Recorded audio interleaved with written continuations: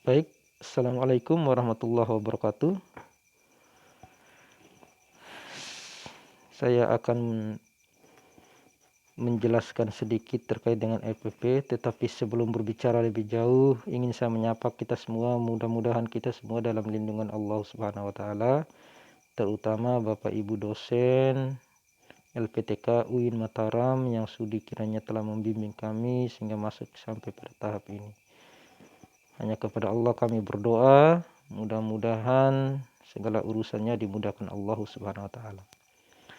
Baik, terima kasih. Pada kesempatan ini ada tahap perencanaan pelaksanaan pembelajaran. Ini ada tahap RPP. Nah, saya mencoba sedikit untuk memberikan pandangan terkait dengan langkah-langkah kerja RPP. RPP yang pertama harus kita perhatikan adalah KOP-nya. Nah, KOP itu terdiri dari satuan pendidikan. Ini KOP-nya, saya perbesarkan dia ini. Ya.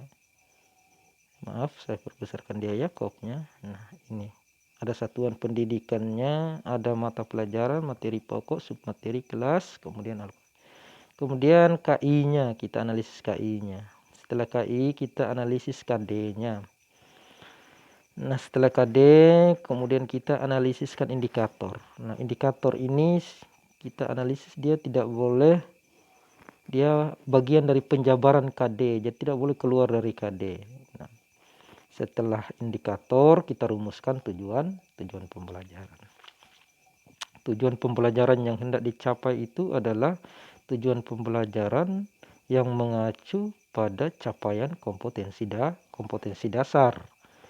Setelah tujuan pembelajaran, materi di sini materi pokok maksudnya. Nah, kalau misalnya pada tahap ini penggunaan pembelajarannya pakai sistem daring, maka bisa ditampilkan linknya atau bisa ditampilkan link websitenya atau link YouTube-nya ataukah link Google Form-nya dan lain sebagainya. Kemudian setelah materi kita masuk media dan alat pembelajaran. Medianya apa, ketika kita proses pembelajaran itu alatnya apa. Setelah media dan alat, langkah selanjutnya adalah model pendekatan dan metode pembelajaran. Saya di sini menggunakan satu contoh pakai model pembelajaran penemuan atau discovery learning ya. Nah, sintak model discovery learning itu ada 5 di sini saya gunakan. Ini yang nantinya dia akan mengarah kepada kegiatan inti di pembelajaran. Jadi Bapak Ibu harus perhatikan di pendekatan discovery learning ini sintaknya ada 5. Sintak ini yang nanti dia mengarah kepada inti pembelajaran. Yang pertama pemberian rangsangan, stimulation. Kedua pernyataan identifikasi masalah, problem statement. Saya perbesarkan ya. Kemudian pengumpulan data collection, ini dia ini. Yang kemudian pembuktian, verification, dan menarik simpulan atau generalization.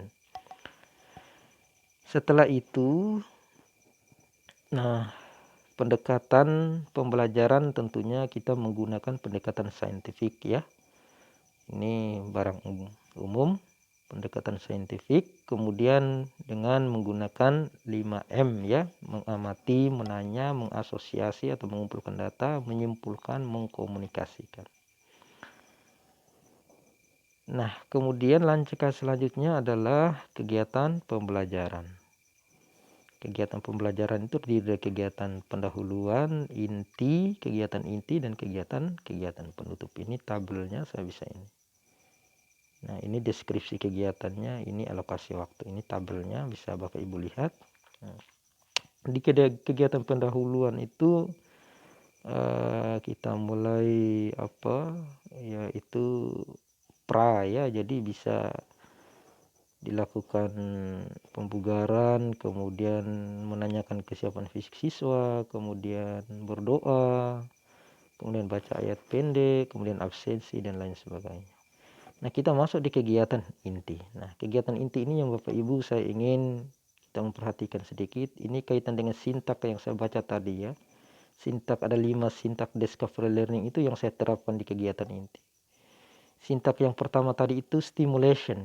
Itu fase discovery learning pada sintak pemberian rangsangan. Nah, kita pada kesempatan ini untuk menerapkan sintak stimulation ini, itu maksudnya kita memberikan ruang bagi peserta didik untuk mereka mengajukan pertanyaan setelah mereka melakukan pengamatan.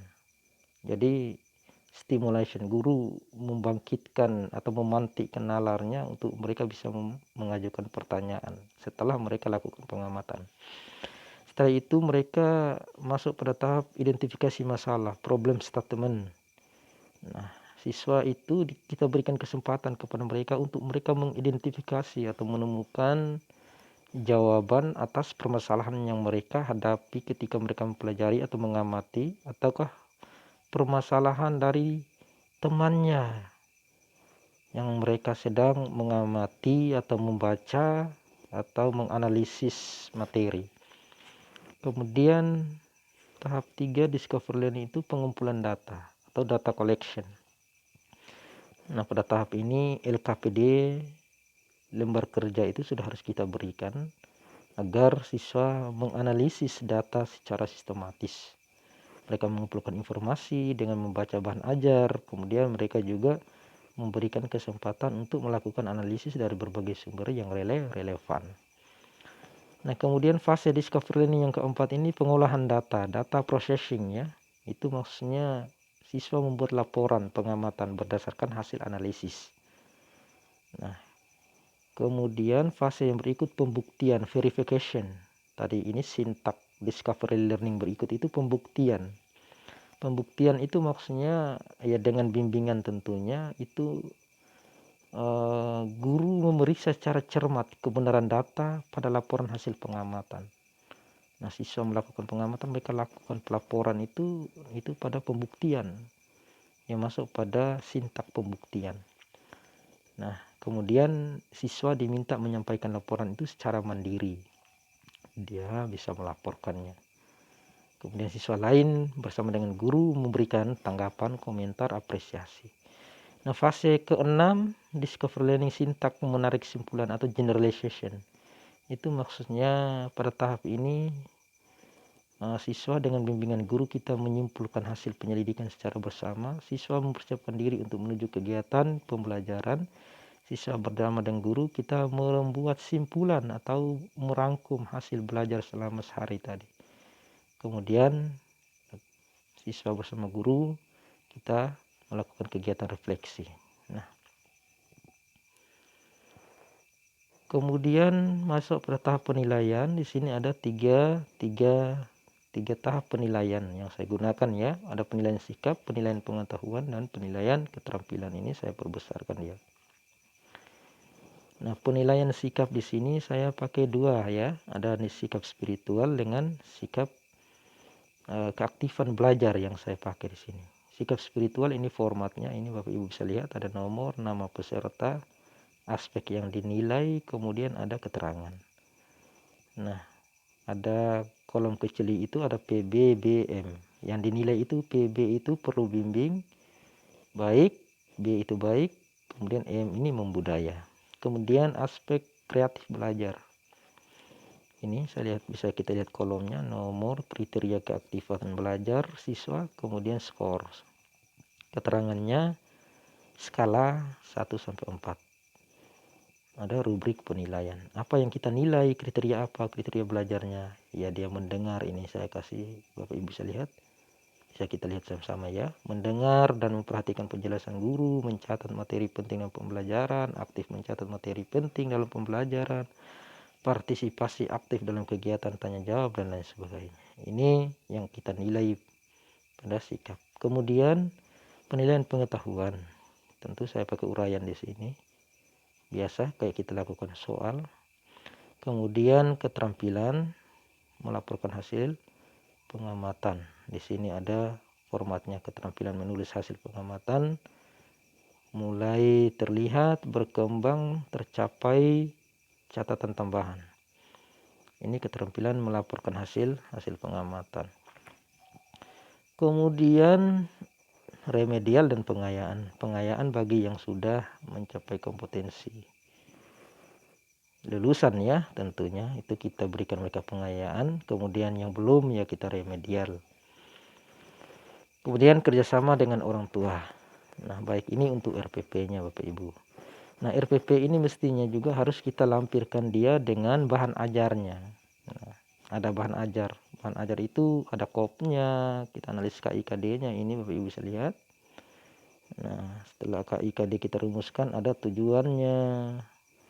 Nah setelah tujuan ada materi pokoknya, ada materinya. Nah di bahan ajar itu setelah ada materi, kemudian ada LKPD-nya juga kita lampirkan ya, lembar kerja peserta didik. Nah, LKPD saya bikin begini, Bapak Ibu bisa lihat ada namanya, NIM, lembar kerja peserta didik, ada materi pokoknya, ada KI, KD-nya, KD-nya, ada indikator, kemudian ada tujuan pembelajaran, ada materi-materi pokok terpenting, kemudian ada petunjuk pelaksanaan langkah kerja.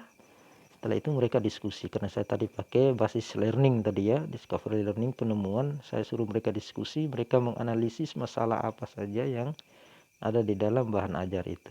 Sudah kita berikan LKPD-nya, kemudian terakhir mengkomunikasikan. Mereka mempresentasikan hasil diskusi kelompok di depan kelas. Mereka buat laporan diskusi dengan format yang benar.